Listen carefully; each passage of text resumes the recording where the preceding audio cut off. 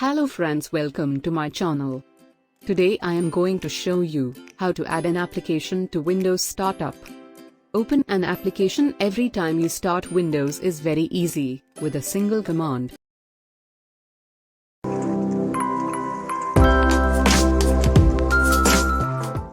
For an example, if you want to open a torrent client in every startup, please follow coming steps. Step 1. Press Ctrl+R button simultaneously. Or you can type "run" in search box.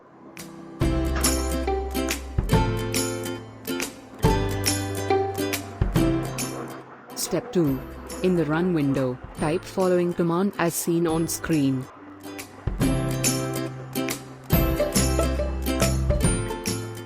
Step 3. Copy the required program shortcut to the opened window. In this case I copied BitTorrent application to startup. Complete. You successfully added a program or an application to Windows Startup. Thank you for watching my simple tutorial. I will come again with more tutorials if you support me.